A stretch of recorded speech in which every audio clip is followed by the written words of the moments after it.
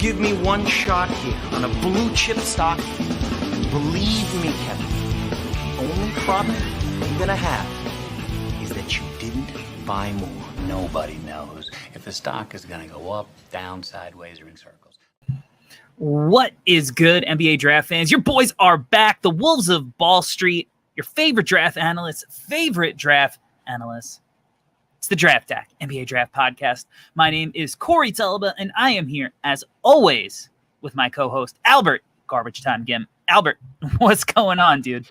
How we doing? What's going tonight? on, everybody? I'm doing well. I hope my audio and my video comes out okay. We had some AV issues before starting, and it's all on my end. I'm going to try to figure this out, but it's good to be back. I'm crazy excited to talk about Scoot today because, number one, he has an absolutely elite name. Scoot Henderson is a fantastic name, and he's got a fantastic game. There's going to be a lot for us to cover, and I'm excited. Hell yeah, man. Scoot is a good name. Yeah. That's like a famous person's name. Like, you know, you got to live up to that. But Scoot Henderson is a really intriguing prospect for a number of reasons, mainly because, like Victor Wembanyama, who we covered last week, Scoot has also already played a professional season. He is a guard for the G League Ignite. He's 18 years old, played last season as a 17-year-old, listed at 6'2", 195. Not sure what the wingspan currently is. It looks like he's got some plus length on him, just based on the video. He averaged 24 minutes per game, averaging 14.6 points per game, 4.7 rebounds per game, 3.9 assists per game to 2.2 turnovers, along with 1.9 steals and 0.2 blocks. Shot 45.4% from the field, 19.6% from downtown, not great, and 78% from the free throw line, but he did have a true shooting percentage of 58.8%. So his stock price coming into the year, he's the unanimous number 2 prospect behind Victor, according to all of the outlets. ESPN has him at number 2, SB Nation number 2, Bleacher Report number 2, The Athletic number 2, Tankathon number 2. He is the number 2 guy. It's Victor, it's Scoot. Those are the guys that, you know, everybody is looking forward to getting their hands on. All of the teams that are tanking, these are, you know, the potential prizes for NBA teams preseason. You know, as we know, we've talked about plenty of times, starting the year with those rankings is one thing. You got to live up to it. But these are 2 guys with pro experience, and Scoot, you know, looked good in his G League stint. So at number 2, Albert, is that too high, too low, or is it just right for you? I think it's just right. I think it's just right. He's a close second, is my opinion as of now. I think by the time we get closer to the draft, he might really be pushing Victor pretty hard for that number 1 spot, is the sense that I'm getting. And this is just, you know, once again, we want to preface all this by saying that everything we're going to say on this pod is based off of what we saw, you know, during his G League play. And I think there's a lot in the tape that should get you excited about what he's going to look like in year 2 for the G League Ignite. And if he makes another jump there for that team as an 18-year-old, I think the talk for number 1 is going to be a lot closer than maybe some people realize. I could definitely see that outcome. But you know what's really interesting to me about Scoot is that he's this really highly regarded prospect, and rightfully so, right? As for all the reasons we're about to get into. But he also represents this archetype that has kind of gone out of style in the league. You know, he's this short, really athletic point guard, kind of shoot first, right? But we're not really sure if the jumper from distance is going to come along. You know, it's kind of the archetype that's in is like the big jumbo initiators, right? It reminds me of that Men in Black scene with, you know, Will Smith, where he's like, what's he say? I'm the new hotness. You're old and busted. I'm the new hotness. And like, everybody has become infatuated with like these, big LaMelo Ball, Dyson Daniels, these big Josh Giddey dudes who could, have the size to play up and down. But with Scoot, what I think it comes down to when you look at him being so highly projected at such a young age is like outlier talent is outlier talent, no matter what the current trends are in the league. You're going to draw people and draw interest if you have something special about you, regardless of how in or out. So that's what I think is really interesting about Scoot. Yeah, I'm there with you. I'm actually, Corey, like in my notes here, I'm actually really, really excited to talk about the shooting with you because I actually had a lot of questions for you. Obviously wanted to pick your brain on what you thought and what you were seeing because I wasn't as down on his shooting as I thought I would be after watching the tape. But of course, once again, I do have questions as I'm genuinely curious about what you thought. But yeah, I'm with you, man. It definitely doesn't seem like he's the type of guy that we should be super interested in right now, but the talent is there. My comp for him is a guy who really didn't pan out in the league. I'm just hoping that he is the plus version of that. But yeah, man, I'm excited. There's a lot to take. Well, let's save your comp for the end of the show. But I mean, let's start with the shooting. We start with the shooting a lot, and with Scoot, it's definitely this swing skill. I think between potential all-star and like potential superstar. So let's get it started. What kind of questions come to mind for him? Sure. So my biggest question that I wanted to ask you is, well, if you watch the tape, clearly he loves mid-range pull-up. He likes it a lot, like a lot. Yeah. My question is, when he was shooting threes, I wanted to pick your brain on his, because I thought overall the shot looked pretty good to me. Obviously, not the best eye in the world, but I try my best. My question to you, Corey, is what you thought about his base, because this is just from my eye, I thought his feet were a little close together when he was shooting threes. So that's kind of where I wanted to start. Number one was from the base, what your thoughts were on that. And also kind of like a larger, more macro question is, can you give me and our listeners a little bit more insight from the coach's perspective on base overall? Like, what's the ideal type of base? Because we talked about AJ Griffin in the last draft cycle, and a lot of people thought his base was too wide, too low. And can you kind of give us some background on how that actually affects the shot? Like, if you're too wide, what is the result look like? If you're too narrow, what does that look like? All right. So a lot there. You said very reliant on the mid-range. According to Instat, he was in the 95th percentile on mid-range shots, which is very good. So, he's going to something that he's comfortable with. And I think with a guard who's going to be heavily reliant on ball screens, that's, a really important shot for him to have. And I think he already has that. So that's good. I think when you look at his mid-range shot versus when you look at the three-point shot, the first thing that I notice is that he rises up and gets a lot of elevation on the mid-range shot. Whereas on the three-point shot, there's less jumping, right? So the shot mechanics are different for the long-range shot versus the midi, which he's much more comfortable with. And it's, it's not unique to Scoot for a mid-range shot to differ from the long range shot to get more elevation. It's that's fairly normal for a shooter. For my notes, I actually wrote, like, and you touched on it, like, the form is really not that bad. He gets good arc. The form is fairly repeatable. There's like an ever so slight like right elbow flare. It's like very subtle. It's nothing major, but on some of his makes first misses, you can kind of tell, especially at certain camera angles. But the thing that stood out to me the most is one, shot readiness. Okay. And then the other thing was his balance. Okay. And that comes back to his base, right? Like you mentioned that sometimes his feet would be a little bit closer. I think when you're looking at him as a shooter, as in catch and shoot situations versus off the bounce, I think that's where you see subtle differences as well. I think in catch and shoot situations, his shot prep is a little bit better when, the pass is on the money. You could see that he's kind of like waiting, getting low, kind of ready to use his momentum to create like upward trajectory.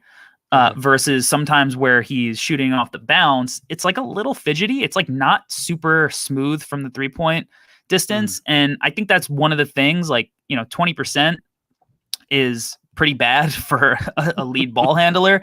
But, it comes back to like Victor last week. Like he was, supposed to be in high school playing in the NBA G League. You know what I mean? So I think the adjustment to the distance of the line is something that he dealt with last year. If you look at a lot of his misses, they're short a lot of the time. Very short. Yeah.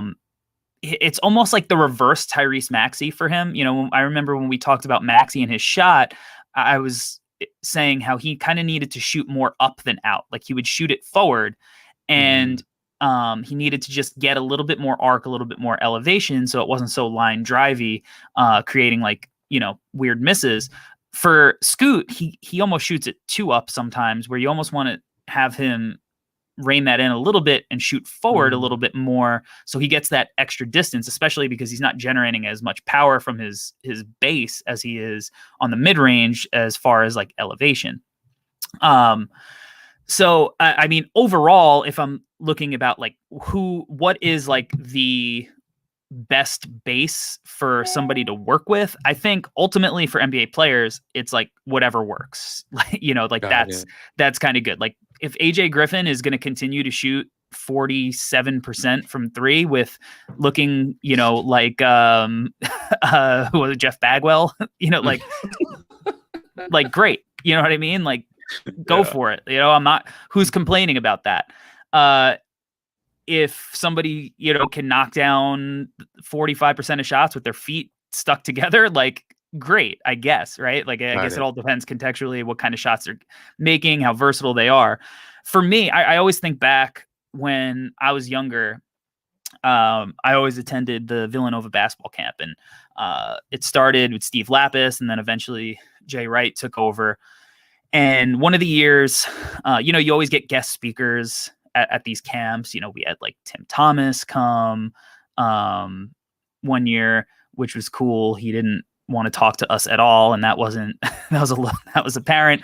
But like one of the years, Ray Allen's shooting coach was the guest speaker, and it was this old dude who just looked like he should have been an accountant. Like he was just a regular person's height. He just looked like a regular old white dude, like stock mid 40s white guy. Like that was his aesthetic. And he did not miss one shot the entire time he spoke to us. He was shooting half court shots. He was shooting 3-point shots. He was shooting left-handed shots. This dude was a maniac. Like I've never seen anything like it. It was insane. But something that always stuck with me, it's something that I always try to tell my players when I'm coaching. And I'm actually, I'm coaching a really young team right now. So it's something that I'm dealing with a lot, trying to get these kids who have not really been coached up a ton in their life to try to rework their shots. But there's this one kid in particular who's got this really awkward base where his right foot is kind of like almost in line with his left foot, like not quite, but it's like almost in a straight line, so and I'm just like, I remember what Ray Allen, shooting coach, said to me, like, as he was speaking to us, where he was like, picture you're in a fighting stance. Okay. Like if you were fighting, how would you square up with somebody? Right. Like you want balance. You want your feet to kind of be like shoulder width apart, slight bend in the knee. That way, if somebody's, swinging on you, you can kind of bob and weave, you can avoid, you can kind of make a move, and you're always on balance no matter what body movement you have to do. And that's something that has kind of always stuck with me and something that I try to teach. So a lot of times I'll like go over to somebody and I'll be like, get in your shooting, stance, your whatever your shooting form would be, your let me see your base. And then I'll go up to him, get in a fighting stance, and be like, do you think if I swung on you, you can keep your balance? Mhm. And a lot of times we'll be like, no. It's like, right. So why would you want to shoot like that? Like, Got it. you know, so for me, like, it's almost like you're in a fighting stance where, you know, you just have a good slight bend, Mm. good, you know, your feet are shoulder width apart. You know, to me, that's kind of what I try to personally do, but it's Okay. really whatever is comfortable for the shooter, I think is, you know, what really you're trying to get. Because if a kid is knocking down shots, Mhm. if Scoot is knocking down shots, then, you know, in a variety of ways, then, like, you know, you don't want to alter it too much. But obviously Scoot has a ton of work to do because, Yeah. you know, he shot 20% in 21 games. You know, I know a lot of the statistics for, you know, that are out there available to the public on websites say he has like 11 games worth, but, you know, we have the Instat catalog where Yeah. it's 21 games. So, you know, 19.6% in 21 games it's a big sample. It's not You know, great. it's not like he was warming the bench. But again, I'm actually pretty optimistic. I think a lot of it has to do Same. with the fact that he has these little inconsistencies that when you're just looking on the surface, his shot looks pretty good, but he's adjusting to the line, he's adjusting to the speed. He's going, you know, high school to the pros and not high school to the pros as a graduating senior. You know, he's going high school to the pros as a kid who, you know, is like reclassing. So as a year earlier. So I think like next year you can I think we're going to see a pretty decent spike. Like, I don't think he's going to come in and shoot 40%, but it wouldn't shock me if he was at like 35% next year as a shooter. And honestly, a lot of it kind of reminds me of like the conversation around like Davion Mitchell, who, you know, struggled as a shooter early on in his career and then ultimately kind of got comfortable. And, you know, he was at like 45% by the time he left Baylor. And, you know, he was inconsistent last year. But to me, it's like, he started coming on at the end of the year and it's like, can you trust the form? Can you trust the eye test? And I think that, you know, if Scoot's going to put in work to kind of fix that base up a little bit, kind of work on the smoothness off the bounce and just, you know, kind of be shot ready. A lot of the time his shot readiness too, like off the ball, especially like when he's getting weak side hits.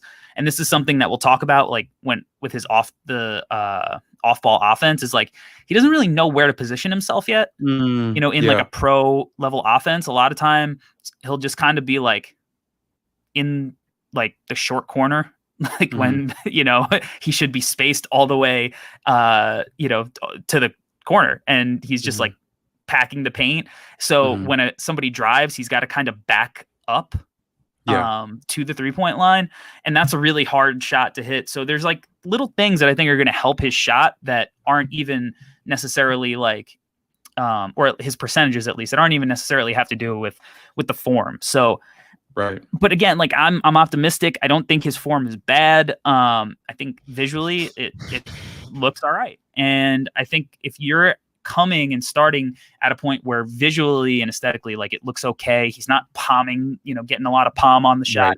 I think that's a really good starting point to build off of, because, you know, what if he played high school last year? You know, maybe he you know, he's getting these easy looks and he's shooting in the 40s, or if he plays in college, he's getting easier looks. Like, he was playing in the NBA G League as, you know, a kid who should have been in high school. So I think that affected his percentage a little bit, but I'm optimistic.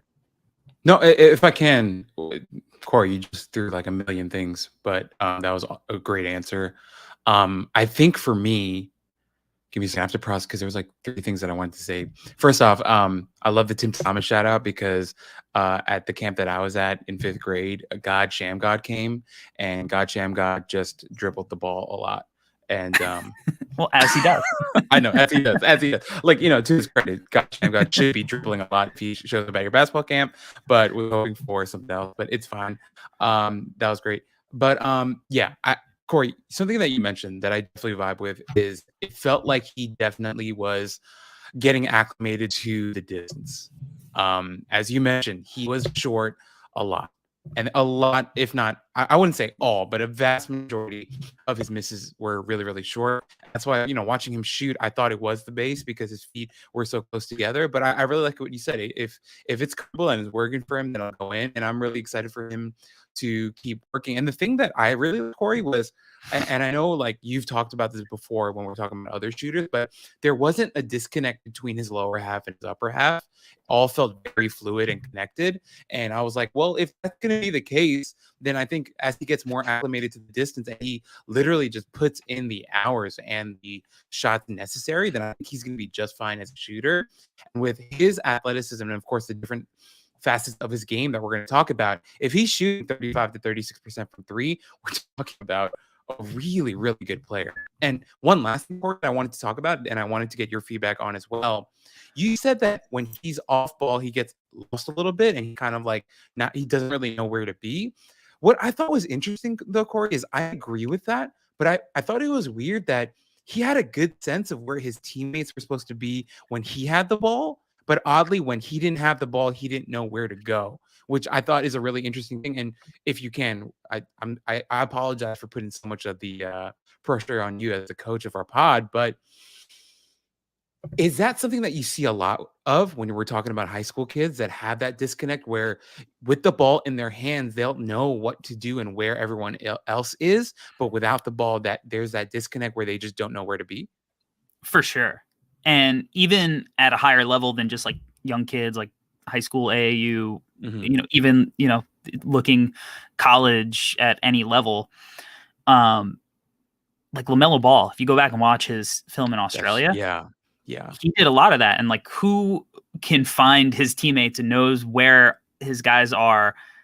What better example than a guy like LaMelo, So it's like for people that are so used to having the rock in their hands, okay, when, it's a little bit different. Like, yeah, where guys are, but what do you do when you don't have the ball in your hands anymore? This is the first time that Scoot has probably ever played in an offense where he wasn't featured in the offense the way you would expect a prospect like him to be, because he was not eligible to be drafted this year. The G League focus was on Jaden Hardy and Marjan Beauchamp and Dyson Daniels. And to be honest, it was really fun to go back to this film post-draft because I was like, wow, like Hardy really pops in all of the moments that Scoot is on the floor. Like he really popped in a good way offensively in all these games that I was watching. And Beauchamp too. I was like, wow, like I probably should have been a little bit higher on Marjan as well. I thought those two guys really popped going back to it, but those guys were kind of the focus because, the G League put out a graphic on Twitter today. Like since they've been a program, they've had the most first round or the most guys drafted, or they've had the most top 10 guys drafted out of any program, so kind of as a recruitment tool, like, hey, we'll get you drafted high if you come here versus going to Kentucky, Duke, wherever. We have the same kind of track record development. Plus, you could learn how to be in a pro system. So Scoot he definitely had the ball, enough to showcase the skills that he had. Not to say that he was always off ball, but there were a lot of times where it's like Dyson Daniels. He was the point guard of this draft, right? Like he's going to have the ball in his hands. Honestly, Jaden Hardy actually really fits well next to Scoot from a style perspective with all his off-ball movement. And I think that really helped him as a player, having a guy like him who was so dynamic with the ball in his hands. And it actually makes me think like, wow, like this kid could be really fun next to Luka with all the attention that Luka's going to draw. Yes. But yeah, I think it's there's a learning curve when you are first learning how to play off ball all the time, especially in an NBA offense where the speed is so quick and you're like, okay, I just got into the paint, I kicked out and I'm still in the paint. Where do I go now? Like you have to make these decisions even when you are creating, like, what do I do after this now? So I think that the experience that he got this year with all of the film that he's going to have to watch, and the fact that next year he'll be featured more often, I think all of this stuff is going to get cleaned up and you're going to see like a much more crisp prospect. Because the prospect that we saw last year, much like Victor, does have like certain flaws that you look at and you're like, I wish he was better at this. I wish he was better at this. But it's almost like if you're comparing that film to the final year film of like the guys who were in the last year draft, it's like almost unfair because they have a whole nother leap of development to go still. But with that said, like this is still a kid who was efficient in the G League and like even with his shooting struggles still managed to get his offense cleanly. But I think all the off-ball stuff he'll figure out. And I think when he does, like I think he could be a dynamic cutter. Because I do think he needs to, in order to fulfill his potential, like with modern NBA offenses, you do have to learn how to play with other dynamic ball handlers. Yeah, right. You know, and that's something that I really thought was a good developmental thing for him playing next to a guy like Dyson Daniels who can play with the ball in their hands, playing next to Jaden Hardy, these guys, because it could prepare him again for the league when he gets there playing. You know, because I don't know Detroit might suck again, right. And like he's going to be sharing the ball with Cade or right. Who knows what other teams, Orlando might suck again, and you got Paulo there. So I think that learning how to do that was a positive, but I think that he's going to be a dynamic cutter, and I think you see that in some of like his timing is really pretty interesting on like give and goes. Okay, shoot. Because you got the look in your eye like you want to say something. No, I had another question. I came with a lot of questions for you today, just because because the thing with Scoot is I think the reason why I have so many questions today is because we're so used to talking about like college guys coming into the draft and not so much of these like younger high school guys. And so there was so much about his game that like I was just curious about in terms of like the nuance of his development, right? So with Scoot, you mentioned the cutting, right? I actually thought, as you mentioned, the timing was good, but there were times where it goes back to the awkwardness where he would start to cut and then for whatever reason stop and not finish, or there was like a hesitation or whatever it was. So Corey, was wondering if you could speak about that a little bit. So my question to you is, number one, where does that come from? Right. What was it that was causing him to hesitate a little bit or to not finish his cuts, or what was it a coaching thing? Was it a developmental thing? Was it because I thought the timing was good, but the execution wasn't always there. So I was wondering if you could give us a little bit of feedback on that. Yeah, I think overall he wasn't like a very good cutter. I think just like on certain like the give and go type stuff where he can like it was almost like it was him creating like a transition opportunity in the half court where it's just like quick pitch to, like the big man and then a quick little drop off. And now he's at the rim in space. I think, more of like the off ball cutting, the indecisiveness. I mean, I think you probably would have to get inside his head and ask him what it really is. But, I think it's just, again, like learning and understanding, like when do I disrupt an NBA set? Is it okay, like if I have an advantage to kind of in the middle of a play, just kind of go haywire and break out of it a little bit. Go off script a little bit and kind of disrupt it. And am I confident in my ability to do that? Am I going to, is that something the coach is going to, say is bad and negative? Am I going to sit? I don't know. I think you'd have to get in his head, but I just think the indecisiveness of not always having the ball in his hands like he probably was used to, learning on the fly how to do it at game speed with against NBA players. I think that's probably what it is. But I think that it's something that is good that he, you saw the area that he needed to improve on this year, because it could be something that we see next year. He's going to be playing with some pretty good passers potentially on the, next G League Ignite iteration next year. Leonard Miller is an interesting passer at his size. And I think that, they're going to try to get him opportunities to play with the ball in his hands, because that's something that makes him intriguing. If he's not playing with the ball in his hands, it's like, what is all that intriguing about Leonard Miller that you're not getting from, I don't know, Fambo Zhang, right? Like, you know what I mean? Like, if all you're doing, if you want a tall lefty shooter, right? Like, the thing that makes Leonard Miller interesting is that he can, dribble and make plays. So I think he'll get the opportunity to show improvements on that end. And, hopefully we see it. Okay. Yeah. That makes a lot of sense. It's just, yeah, when I was watching him, once again, I really, it reminded me of you, and you work with a lot of high school age kids. I'm just wondering where, his psyche was. Obviously, you can't go into his brain and find out for sure, but you see a lot of kids that age. So I was wondering what that was. But Corey, you did mention the passing a little bit, or that he was playing with guys who could pass well. I think that's a really cool transition for us because I actually thought he was a really good passer. So like, we talk a lot when we talk, it's funny when we talk about like high level passing, we talk a lot about like touch and weak side hits and things like that. But Mhm. for me, I thought the biggest thing was we talked about the off ball stuff. I thought he had a really good feel of where his teammates were supposed to be. And he did make some really, really cool weak side hits. I thought he especially made a lot of good reads when he was attacking the rim and getting downhill, whether it was feeding the big when, the big defender was helping and making that read, or, if the one you talk about a lot is off drives, the low man when he's helping strong side, he's finding the right guys open on that side or whatever.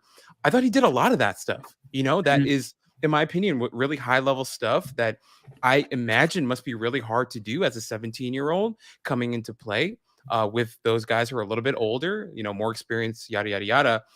Thought he did a really good job. And so wanted to ask you what you thought about that, because from my opinion, I thought he did a pretty damn good job. Yeah, I think when your first impression of a player like him coming in that young, who's so reliant on his athleticism, that he wouldn't have, the kind of natural feel Mhm. of a playmaker. And I still think he's working some of that out, but he had a 2-to-1 assist to turnover ratio. And you saw like Jaden Hardy struggle with turnovers, Yeah. and look, Jaden Hardy's not a point guard. Mhm. As much as the Ignite tried to give him some of those reps, he's not that natural playmaker. But Mhm. Scoot, almost 4 assists to basically 2 turnovers, like as a young kid in a man's league, really impressive. And you mentioned those weak side hits that we always talk about. Um, yeah, like the big struggle for young guys, right? It's like Mhm.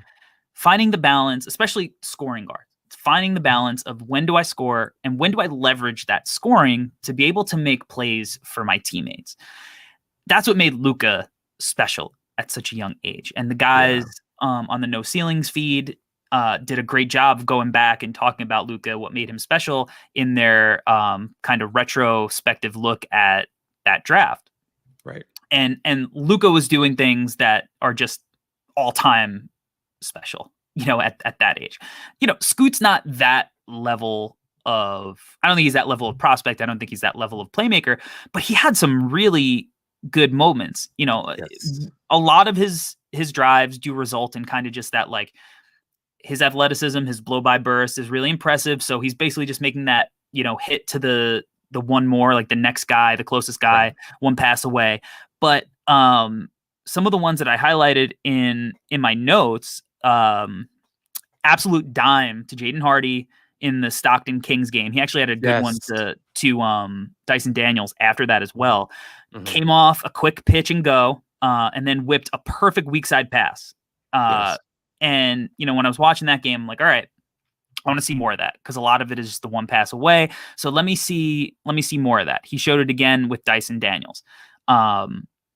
Then watching one of the Warriors games, Mhm. he was just working Frankie Ferrari Mhm. in these Mhm. high ball screens, and he had a couple of weak side hits. And what was so impressive is how he read these 2 weak side hits in very similar plays. So Mhm. he's going right, coming off the screen, and the first one was kind of like he just comes off, he sees where the help is pulled over, the gravity that he's creating to the rim, and he hits that like overhand, like over the head, like 2-hand, like swing all the way to the corner. Yeah. Wasn't the most crisp pass like Right. ever, but it got there, and it was an assist, made shot. Then there was one after that was very similar, where he got a little bit deeper into the teeth of the defense. So now, in knowing that he just made that corner hit, he got in, the help starts drifting to the corner, and he hit the weak side wing instead. Yeah. And it was really sweet. And that's kind of stuff that you're like, okay, there is something here, because he is going to be that guy that I think ultimately you probably want to be like your number one scoring option, the same way Damian Lillard is, the same way Trae Young is, different in how they get their points, but like those guys who are dominating the ball with usage and, you know, potentially being your leading scorer. But if he can also make his teammates better and make these high level reads, then, you know, you're talking about a guy who you could see going really deep into the playoffs, like maybe leading his team the way that Ja Morant is. I don't think he's as natural a playmaker as Ja, but there are definitely certain tendencies, and he has certain advantages, I think, physically over Ja that by the time, you know, he's like 21, 22, you're gonna be like, oh my God, this kid is a fucking freak of nature, you know? So that's going to be interesting to see. But yeah, I think some of those high level reads are really impressive. And I think he's a pretty good decision maker. Like, you know, I think when you're looking at his turnovers, a lot of them come from like, he needs to tighten his handle. I think that his handle is a little loose, especially against NBA defenders. He's got like a really fun handle. You know, he's got all of the combos. You can go between his legs. He's got the little hang dribble hezzy. He's got all that stuff. But it could be a little loose, a little sloppy. I think with age, as he works more, that's going to tighten up. I think he's going to be a really, really good ball handler eventually.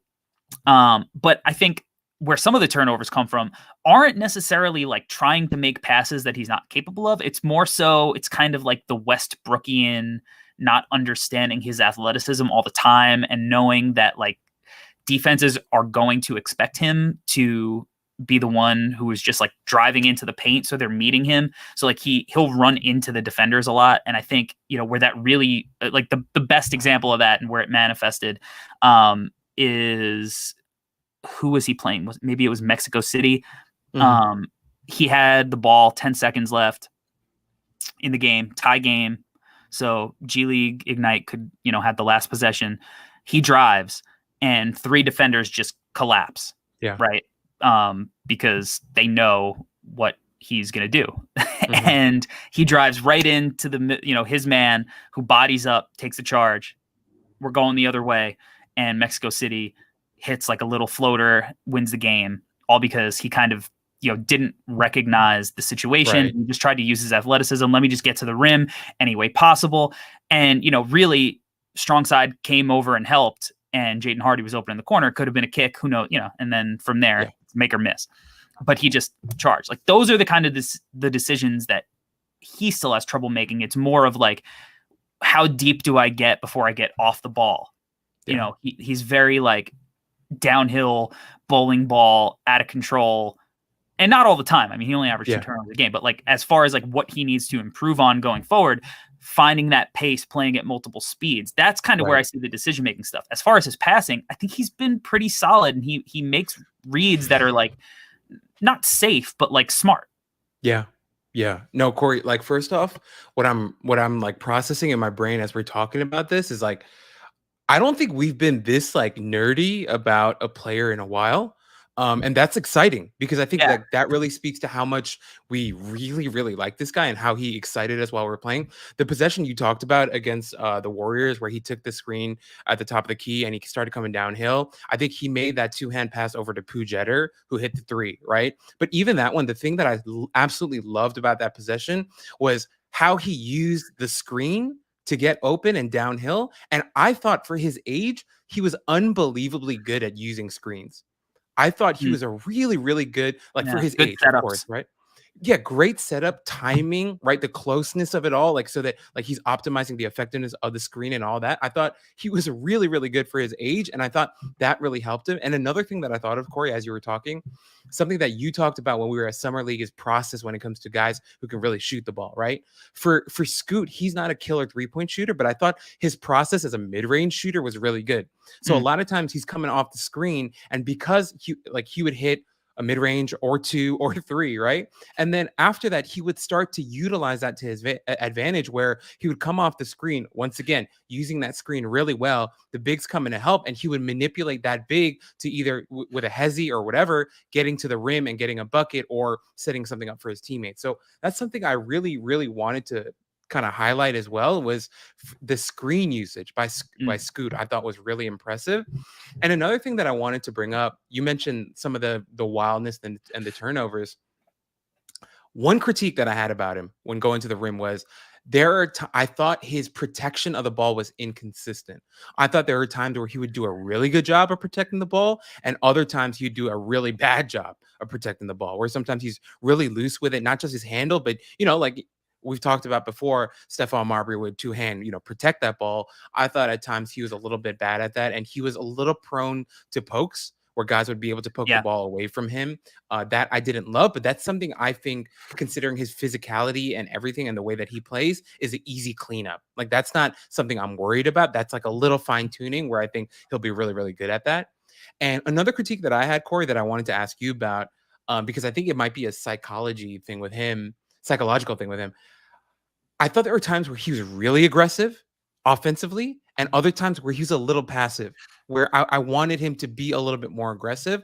But I did wonder while watching the tape, was it because of who he was playing with? Was it because he had veterans like Pujetter on the team? Or because, as you mentioned, first round type of talented guys in Marshawn Beauchamp, Dyson Daniels, and Jaden Hardy? So that's something that I wanted to bring up to you and ask you once again.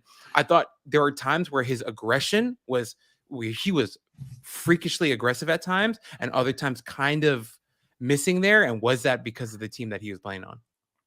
I think a little bit of this, a little bit of that, right? Certainly, I think that the Ignite are trying to create a system where everybody can showcase their abilities. So you're not going to see, one guy get the James Harden usage treatment where they're just like, this is the only guy we want to showcase. We're trying to get him drafted. We have no other prospects, right? They're trying to let everybody eat.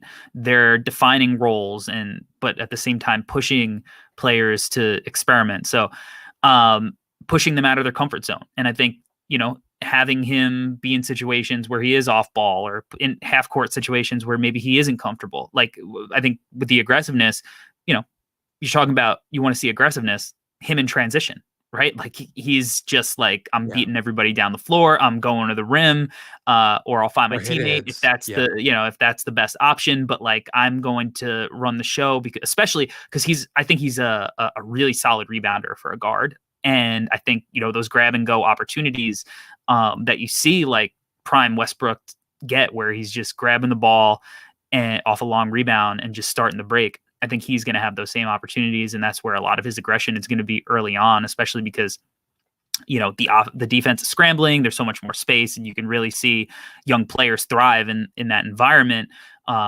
especially guys with his athleticism. But I just think, it's a learning curve for him, learning when to be aggressive. When do I take over? When do I defer? When do I let Jaden Hardy cook? When do I let, Dyson run the show? What is my role in this situation, that situation? Again, that's what's so intriguing and interesting for Scoot playing with the Ignite team, because if he went to, some college, some D1 school, they'd probably give him the rock and, kind of give him free reign to do whatever he wanted. A lot of times, and a lot of schools would give him that freedom. And he wouldn't get the opportunity to kind of grow as a player as early as he would need to. So I like that he can be put in uncomfortable situations, and you could see him processing and learning from them. And that's what's so fun, because we haven't seen this yet with a G League Ignite prospect, where they go back for year 2.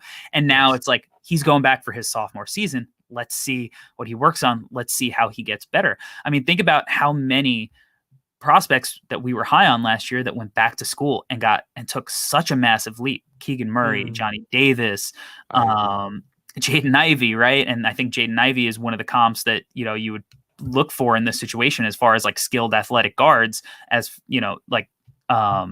so I think next year is going to be really interesting to see how he works through some of those problems. Yeah.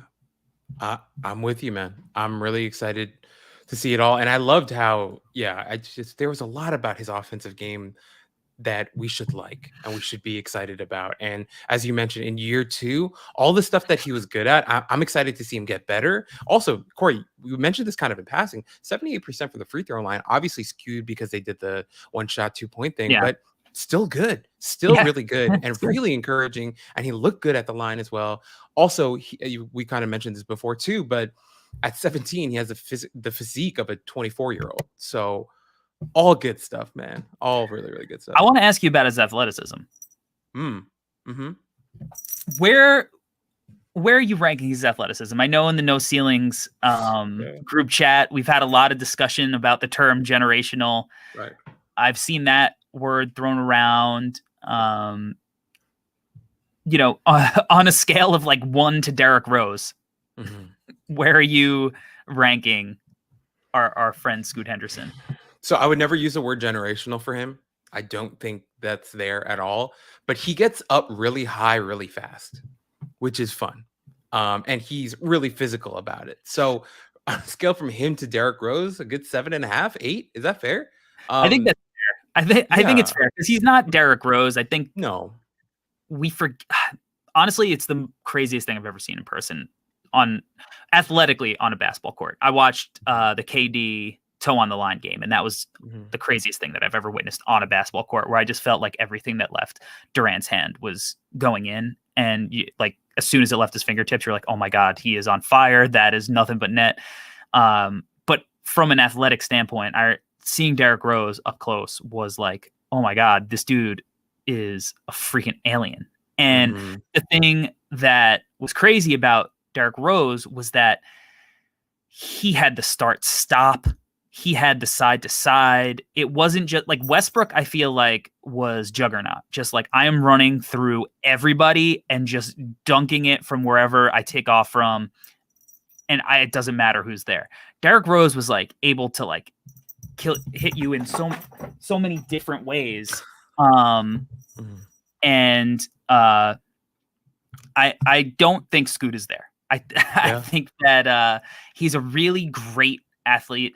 I'll be interested when we dive into the Thompson twins tape soon to see how comparable they are, because everybody is, saying that they have generational athleticism, which, based on what I watched scouting Montero last year, I would disagree with, but I think they're all great athletes. I think Scoot is going to be a top tier athlete. I don't even think he's Ja Morant level as an athlete, but he's 17. So let's see him strength 18. and conditioning. He's 18 now, he was playing, last year. So like, let's see him as an 18-year-old in the G League. Let's see him as a 20-year-old in the NBA. Let's see what level he really gets to as an athlete. But it's clear that he is top tier, I think, as a guard athlete. Athletically, Jaden Ivey or Scoot Henderson?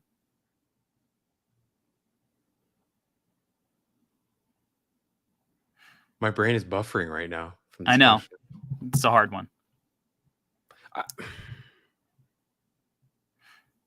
Wow. I think for now, from 17-year-old Scoot tape, I'll say Ivy, but that could change after 18-year-old Scoot tape. Yeah. Scoot had some pretty impressive bangers. He did. It's tough. It's really tough. All right. Let's talk about, or let's take a quick break, and then we'll talk about his defense.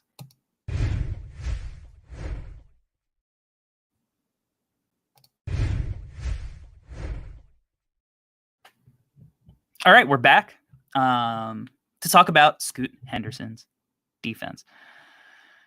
Let's start with the on-ball stuff. What did you see from him as an on-ball defender? Shaky, is what I like to say. I thought shaky. I thought overall, as a defender, I thought he was shaky, all over. I'm not going to go as far to say I thought he was bad or anything like that.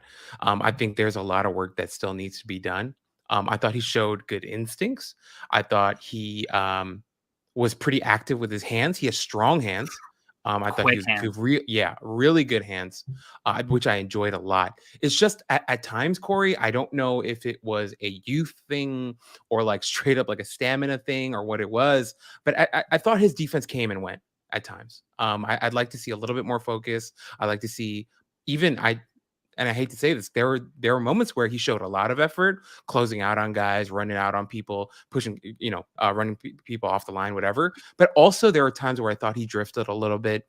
At times where you could kind of clearly see he was conserving energy, whatever it was. So I'd like to see a little bit more. I'm not as high as on him as a defender as I am as an offensive player, but I'm also not saying he's a bad defender. I just think considering the youth and with the coaching that he's going to get, and also the sheer physique of him and also his ability to move side to side and things like that, I think there's a lot of potential for him to be a really good defender. It's just I didn't see enough in his 17-year-old tape for the G League Ignite last year to be like, oh, like I'm ready to be like, he's a great defender. I didn't get that at all, to be honest.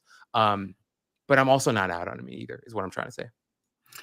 Yeah, I think the goal with Scoot Henderson eventually is going to be like, can he be a net neutral defender, Yes. right? Like that's what you always want with your number one options. Like if they're bringing two-way play, then, big time win. But with a guy like Scoot, you just like, can he be switchable? Can he, guard up and down? And theoretically, I think he can and will be able to.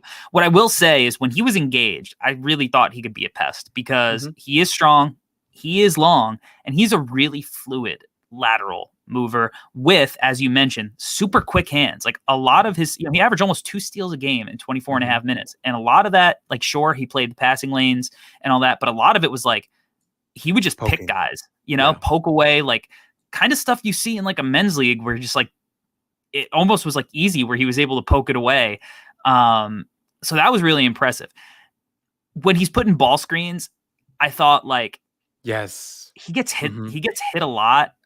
Yeah. And I think it's something that I did see signs of improvement on during the year where he would try to step over it. Like that's kind of the goal for ball screens. Like you want to avoid it, and you can do that 2 ways. You can go under ball screens.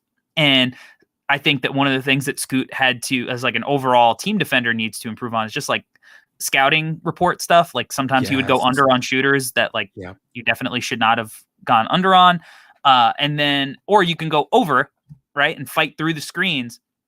And I thought he got better at fighting through screens, but like you need to step over these screens early so you can avoid getting hit altogether. And again, we bring this up, and we bring Davion Mitchell up a lot defensively, especially for guards, because I do think he's, for as far as young guards and just, I think he's the gold standard. Yes. Right.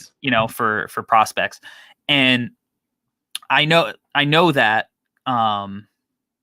that he watches Davion Mitchell as a guy that he emulates on the defensive end. Like I know that's a guy whose tape he's watching. And Davion is an absolute beast at stepping over and avoiding screens altogether, sliding through, blowing up those actions before they even happen. So that's something that I kind of want to see him do in ball screens. And then again, like the scouting report stuff, like in the Motor City game, they kind of targeted Scoot a little bit at points where they would send like they sent Isaiah Livers to be the screener, and they were playing like the Ignite were in a switch, and Livers popped and Scoot didn't switch right away. Like he stayed with his man, and then he was late to rotate, and it's like Livers is gonna knock like a 3-point shooter like that. It's just gonna make you pay. And at the NBA level, like it's not just Isaiah Livers, who had a great summer league and I think could be a part of the Pistons rotation next year, but it's like, you're looking at the best of the best shooters. You're looking at your Duncan Robinsons and guys like that who are going to be running these actions, who at an NBA level are shooting 45%. So I think for me, that's kind of the areas of his game defensively that I want to see, because the potential is there, man. Like the strength, just the way he moves on the court, the way he's able to get in your chest and stay with you. And I think that, even though he's 6'2", and we don't know what his wingspan is, clearly has the length to guard up and be a multi-position defender. He's got the strength to body up. And, I don't think that small forwards are going to like physically dominate Scoot Henderson when he's 23, 24 years old and he's been in the league for, 4 years already. And then I think rebounding, like we touched on, like he's a really good rebounder for a guard, and that's part of defense, right? Finishing the play, getting the rebound. So there are definitely things that you could point to and be optimistic about. There are flashes, and I think defensively, it's so much less instinctual for a guard to be learning NBA defense than it is to like go in and play on offense, because you could just do things with the ball in your hands and freelance and all that. Like, it's much harder to do that and freelance a lot, like defensively, especially when you're like a guard like him who's not like, blocking a ton of shots or anything like that. Right. So just like learning the rotations and not having to like go in the paint, get out of the paint, and not just plant yourself there like you could in high school or at other levels, and like learning how to do all that while, being locked in, engaged, and remembering the scout, all the things that go into defense is fucking hard. It's really hard. So I thought he showed intriguing flashes, but yeah, he definitely wasn't like a positive on that end. No, that's exactly how I felt. Corey, like, I know people give us shit all the time for agreeing too much, but I literally had that in my notes too, where I said, I think the film work has to be there. Knowing the personnel has to be there, because I could not agree with you more about the fact that he a lot of times made really critical mistakes in terms of navigating screens. I literally, I could show you on my Google Keep here exactly what I wrote. It's exactly the same thing, where it was like, dude, like, you're guarding a guy who has the gun. You can't freaking go under. He's going to make you pay, right? You have to navigate that well. But all of that stuff, once again, Corey, that I agree with you on it as well, is he's 17 and he's going to learn that, and he's going to know who he's playing more and more. And he has the raw tools. Something I talk about a lot at work, honestly, when we talk about recruiting and bringing in new hires is, to be honest, people can have the hardware and not have the software. Right. And if you have the hardware, you can install the software. But if you have people who don't have the hardware and try to install all of the software, you're asking for too much. And so we talk about that a lot when we talk about hiring and recruiting for our company.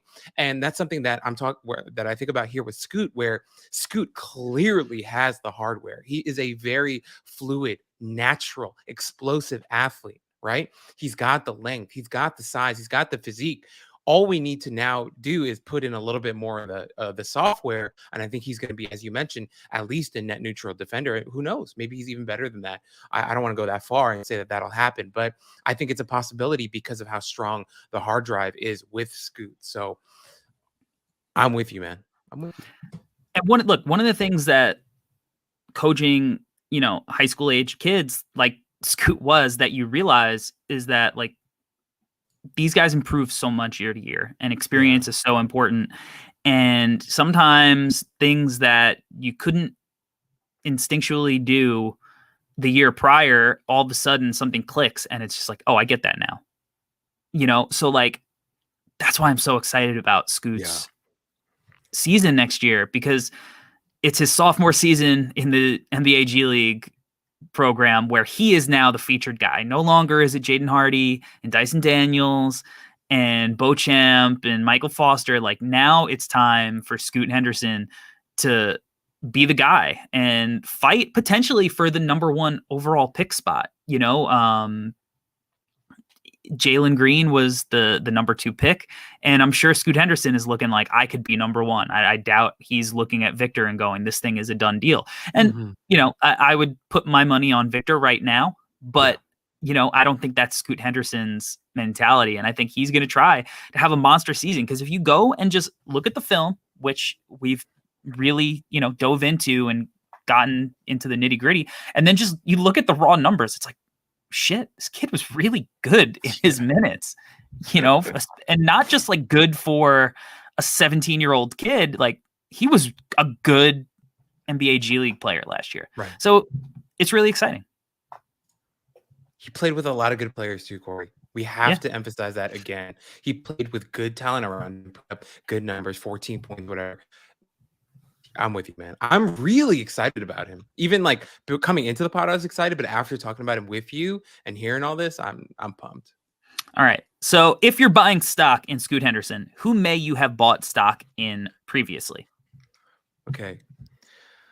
Do not kill me for this, our listeners, because you may not like this one, because I want to explain the rationale. So I'll say the name first. The name first is Emmanuel Mudiay. I'm throwing that out there, but my goal for Scoot and my prayer and my hope for him is he will become what people thought Emmanuel Mudiay was going to become. Right. I think of Scoot as Emmanuel Mudiay, but with more athleticism, of course, but also, better shooting mechanics. Mudiay never figured out the shooting stuff ever. He never even got close. His jump shot was always a nightmare. I will forever laugh at David Fizdale for his opening press conference with the Knicks saying, "Mud, we're gonna get you figured out." Never happened. It never happened, and he called him Mud. So great introduction. That never worked out. But Emmanuel Mudiay was a highly touted prospect coming out of high school. Absolutely. He ended up, he was an explosive guard, big physical guard that people had really high hopes for. I imagine that Scoot Henderson could be the absolute best version of what people thought Emmanuel Mudiay was going to become. I think Scoot's going to be very physical. He's going to be very explosive. I think he's going to shoot it well enough, as we've talked about and detailed in our pod today. And he's going to have enough passing chops to be a lead guard in the NBA and will eventually be, in my opinion, fully worthy of the number one pick discussion alongside Victor Wembanyama. So I'm not saying that he's going to turn out the way that Emmanuel Mudiay did in the NBA, but I'm saying if the absolute 1% result of, or 1% scenario of Emmanuel Mudiay was to be this multi-time all-star, potentially even like all NBA guy, I think that could happen for Scoot Henderson. That didn't happen for Mudiay.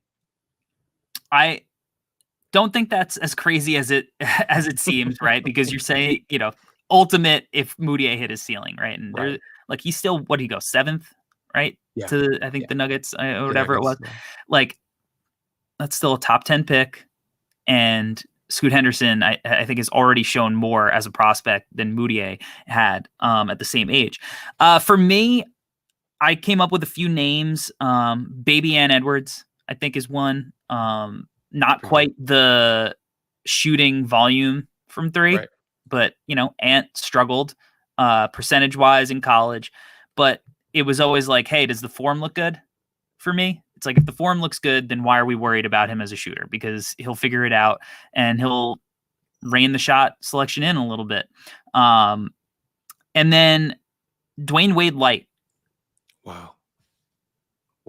Because he's a little shorter, but I think there's a lot of similarities with D Wade in the strong, athletic, kind of score first, but have those playmaking chops. Because I think Dwayne Wade was a really underrated passer, and the way he gets into the paint, the way that he looks for his mid-range shot, even though he struggles as a 3-point shooter, it still doesn't stop him from getting to his spots. And I think that's something that Wade never had a problem with, because he was so good at beating you athletically off the bounce, but also he was really good in the pick and roll as a scorer, as a downhill threat. So I see some Dwayne Wade type tendencies in him. And of course, there are flashes of like D Rose and flashes of Westbrook at times, but I think that he could be kind of like a Dwayne Wade light. And I don't say that lightly. Those are that's a high bar, but I think that, he could be a guy who, makes teams go, you know what? I want one of those too. I want a Scoot Henderson on my team. The league is about spacing and shooting and, big jumbo initiators, but like, I want a guy like Scoot who's so dynamic at getting into the paint and cutting up the defense, could score and can get to the mid-range shot and is going to be able to get buckets in the clutch. Like, that's who I want. So I think Scoot can get there. All right. It's time. America's favorite segment. It's time, Albert, for you to sell me this pen on Scoot Henderson.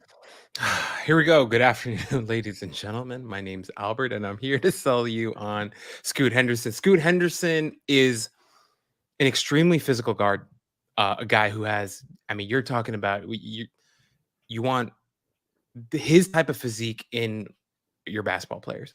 Got huge shoulders, big old chest. He's going to be fantastic as an athlete. super explosive. But the thing with Scoot Henderson that you're gonna love is that with all the athleticism, with all the measurables, with all the tools that he has physically, the thing that you're gonna love about Scoot Henderson is that he adds finesse to that as well. He's a strong mid-range shooter, as Corey mentioned earlier, in the 95th percentile from the mid-range. He's a developing three-point shooter with no major flaws in his shot. We think with more reps and time and experience, he's just gonna get better, and he'll be either mediocre or above average as a shooter. Strong passer, maybe not the best passer in the world, but a very good strong passer. And a guy that, as we've mentioned, can change gears, change speeds, can get to his spots, will be physical at the rim, will be physical with his man. Defensively, we think he's got all the tools to grow and become a decent, if not above average defender as well. So if you consider all that from your lead guard, right? That sounds like a pretty damn good prospect and somebody that you'd feel really good about investing in for the next 7 to 10 years and hopefully even longer if he ends up in a good situation. So Scoot Henderson's a guy who is not by any means a perfect prospect, but he has so many innate God-given tools and talent that's the type of guy that you want to bet on. And also, he showed enough mentally and with the soft skills that you will be excited about his outlook as an overall potential superstar as well. I will buy one Scoot Henderson, please.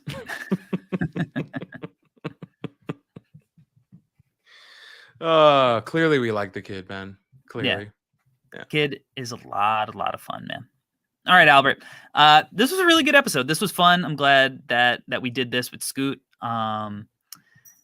I'm excited to dive into some of the rest of the class because I think that we, had a familiarity with Scoot, with Victor, and now it's time to get into some of the guys who are, more off the radar, but are going to potentially be in the lottery conversation, in the weeks to come leading up to the regular season as we go through our list of guys. So, all right, Albert, tell the WWWs where everyone can find you.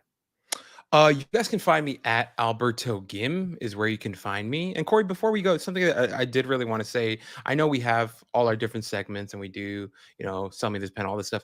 I'm hoping we can integrate more of Coach's Corner with you on our pod, because I feel like a lot of the insight that you gave our listeners today is a lot of stuff that I don't know if people talk about enough, because Corey, and correct me if I'm wrong, but I think a lot of times when you start talking basketball with people, I don't know if it's a pride thing. I don't know what it is, but there's this expectation where you want to kind of show off, or not show off, but present yourself as somebody who knows a lot, who knows ball, who knows all these things. But I also think it's important for us and for people like you, Corey, who are obviously more well-versed in basketball, in the X's and O's, to kind of help people catch up a little bit. Like for me, like Corey, I've never coached at a high level. I've never coached high school or whatever. I've coached for church leagues. I've what is that?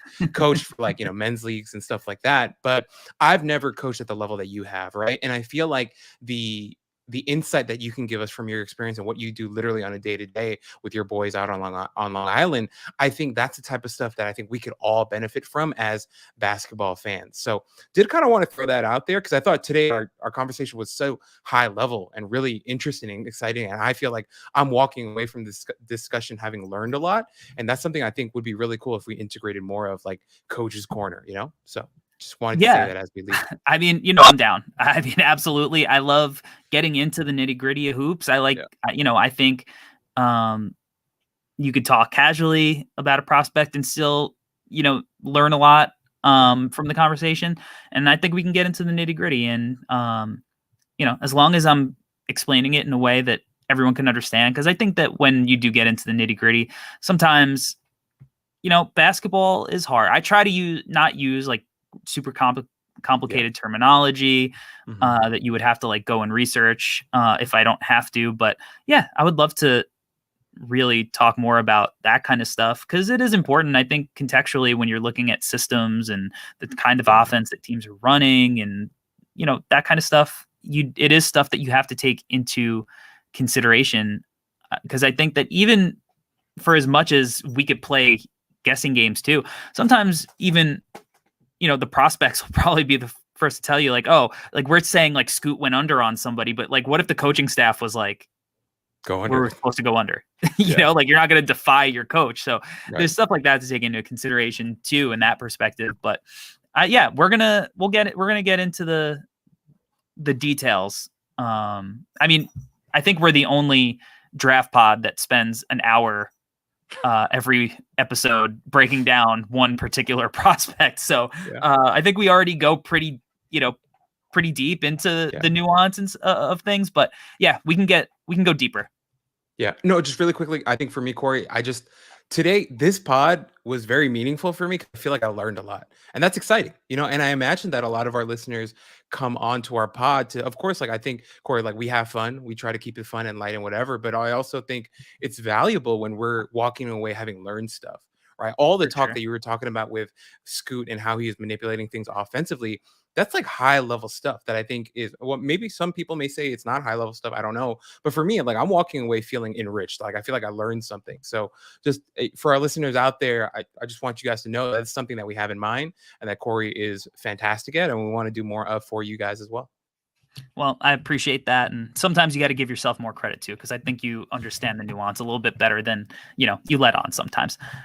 But we will do that. And if you want to find, all that stuff in short character bursts, you can find me on Twitter at Corey Teleba. Find my YouTube channel at the NBA Draft Dude. And then you can go to NoCeilingsNBA.com, where you can find all of our written work, including the rest of the No Ceilings crew. Subscribe. It's free. It's the off season, so we're publishing like 2 to 3 times a week. But once the season gets rolling, we'll be back to 5 days a week, Monday through Friday, 9 a.m. Eastern time, directly to your inbox. And again, it is free. There's no reason not to subscribe. Make sure you are subscribed to the Draft Tag NBA Draft podcast. Rate us, give us a 5-star review. That would be dope AF.